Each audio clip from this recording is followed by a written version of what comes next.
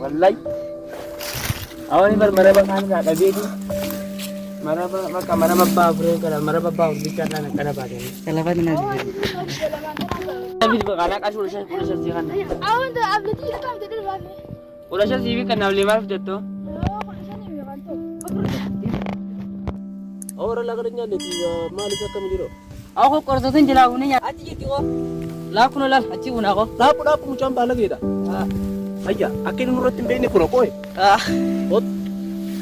Oi, harga kayak tim putar ini. Wallahi billahi an punya tadi. Bila ini tadi. Jadi ya.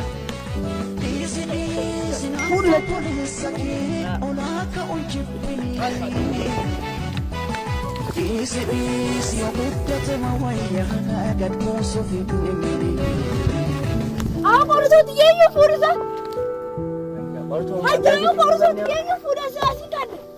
Jara toko pura jara. Ah, menas kan agak korso dia ba. Dia kakak cibat dong kalau sih. Ah, menas kan ambil kone ba. Arang sini korso dia. Oh, tiada ada artinya lagi sih. Kita ada dulu juran.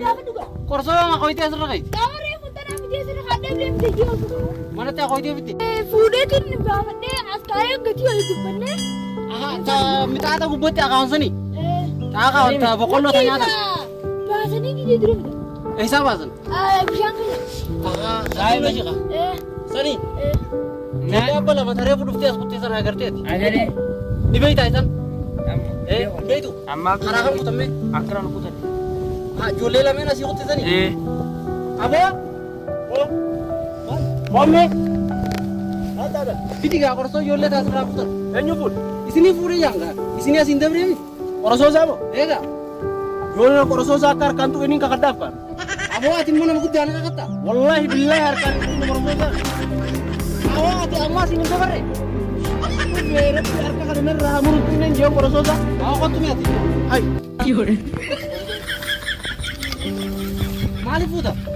Ang korso dam punyo. Ako lan wan riya kay ti pute da ti khatu ko angkot doa. Ika jo korso sa malik ni. Bakatan dufnet. Milan malum nes mau. Milumano sin dufnet. Dufne mau Milan Milan ina raja. Kau itu taruh. Awa tis korsom pam ne disi. Ah, bahasa itu jiran dia mata ram video bahasa askaya.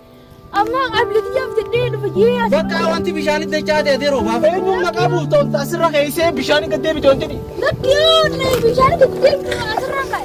Barbata tu se bishan se ni dia me atu bishan se ni dia barbata. Masih kita karena kayak sini tahu mana mana. Ada satu bagare di jalan itu kan Milan punya kakak tahu. Ni kakak deh. Milan mau tuh. Tuh nih Milan tuh tahu. Milan kan raja lagi kakak. Milan kan raja itu kan kita tuh. Abo ka yagu da kana pore. Ati pure awo. Anamo. Ati. Wana mo kudara. Gudam bala ke ko abo dia bisin gadai mami. Wallahi billahi abo muda wan ke pun harka kana tu ne wan ke. Bakka di se ka kata. Iba apa Atam jette ban. Ani ni kan. Aku ti pure bo. Isa lugar di. Ijete di boleh. Ini dari lera. Sini tu begini. Kakatan ini se ega kakatan di se bakka. Kayak kakak tadi. Bite kan mana mau sih kan? Sama tu. Di sini lah boror kata kata dia. Abo niti fashion da dia sa.